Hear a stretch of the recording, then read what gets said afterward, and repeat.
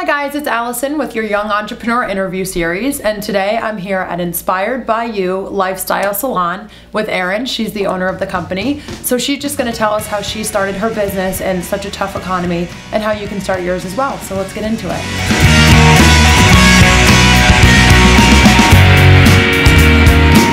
So Erin, thank you so much for joining us today.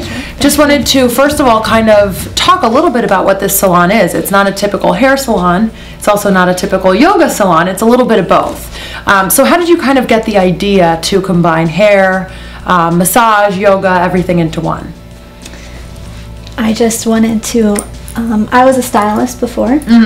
So a very common thread that I heard between everybody that came into my chair and just different people I spoke to, it seemed as though the pampering or taking time for yourself was kind of obsolete in everyone's lives.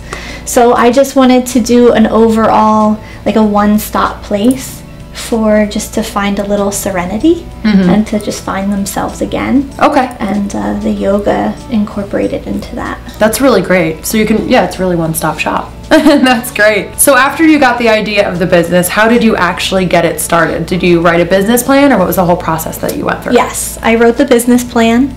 I spoke to a woman from SCORE, and then I spoke to some people from the economic group as well as the banks. Okay, great.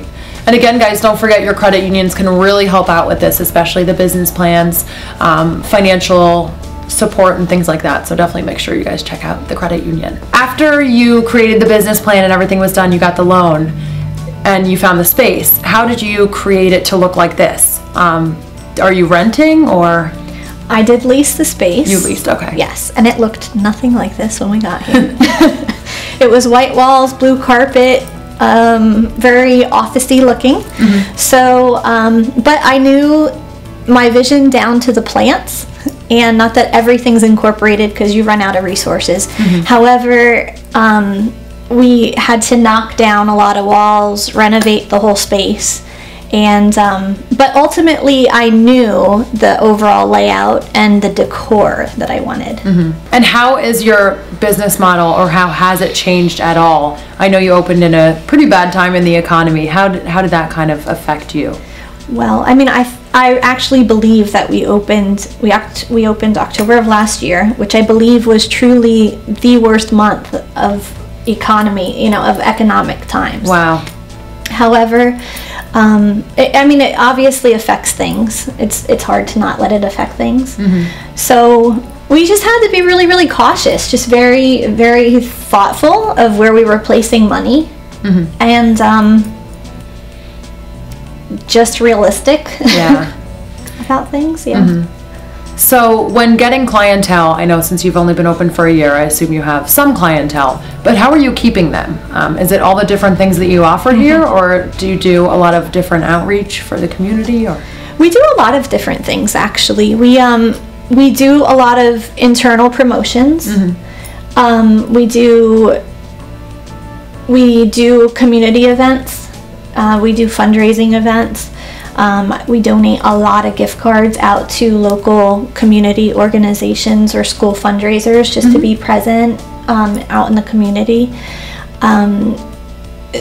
There is that balance of bringing new clients in, but also retaining the ones that we have. Right. So we are big on, and what our biggest philosophy was and what it is to make sure that everybody feels valued and appreciated when they're coming in here. They become family when they walk in the door. So we try to treat them, we treat them like that when they're here. So Erin, when writing your business plan, I know you have a lot of different elements within the salon. So when you went for funding, were there a lot of different things that they asked in regards to the revenue streams? And was that also a great way to obviously get more money for the building and then also for the revenue? Yes, that was a very detailed portion of the business plan, actually. I actually, when I compiled the business plan, the numbers for it, and all of the projections, I actually broke down every single area. Wow. What that would generate. So yes, and as far as the employees for each area, that was also a critical point for the financing. And how many actual components do you have? Let's kind of break it down a little bit. I know you have the hair salon, but we have the details. We have the salon, we have the yoga studio, the skincare area, the massages, and the boutique element of it, such as the jewelry, the local art, things like that. That was also an area in the original business plan. But then we added the natural nail services last year. Okay. So we added that in after we opened. So that's always nice to add to the business plan as well. Another stream of income. Erin, where do you think you're going to be in 5 years? Where would you like to be in 5 years, and where would you like to see your business in 5 years? I'd like to be here in 5 years. That's at this point my biggest goal, you know. Just I hope that all the girls that are here now will still be here. That's very important to me. And I would like to just you know, in the beginning there is such an element of simply staying afloat and just the daily there's just a lot of daily things to do, to tend to, where you're very easily kind of shifted from your focus.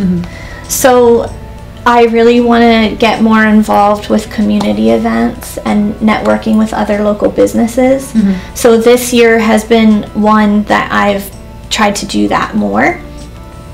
Just to kind of reach out in the community and get affiliated with other local businesses, which is huge for us.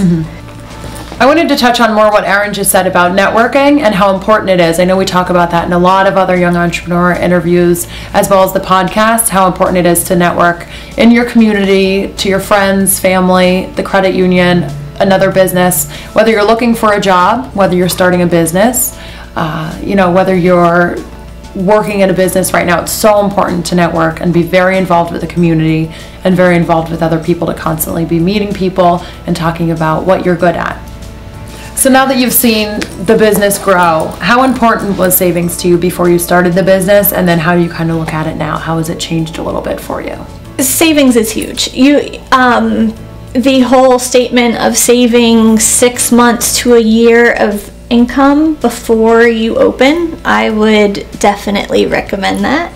I would recommend it before you even go for the process. And then savings now, quite honestly, I have not gotten to the savings part. Again, we try to make choices with the money that we have. I mean, you have to make smart choices with the money. I am not in a position right now to have savings per se. We just do what we need to do day to day to keep operating. So, but savings is very important. But at the moment, savings really isn't relevant. Yeah. Because the economy is bad. So we're just basically working to operate at this point. Erin said savings is so important before you start a business. She said you need to save 6 to 12 months ahead of time for your salary. And that's while you're working a full-time job, while you're, kind of starting to get the process together. So when you do save that money, or even before that, go to the credit union. They can really help you. You can talk to a financial advisor about how you can save. And, it's a really great way to kind of get the ball rolling and think of that. They'll help you budget, see what you can cut, see what you need to cut to be able to save that much. So again, that's all before the business plan. Erin, thank you so much again. I know you took a lot of time out of your busy schedule to talk to us, but thank you very much. Thank you. I appreciate it. And good luck. Thank you. Guys, if you want to check out Erin's business, please do so on the web, inspiredbyoustudio.com. And again, the name of the studio is Inspired by You Lifestyle Studio. So thanks again. If you have any questions, let us know and we can answer them in an upcoming podcast or video. Thanks.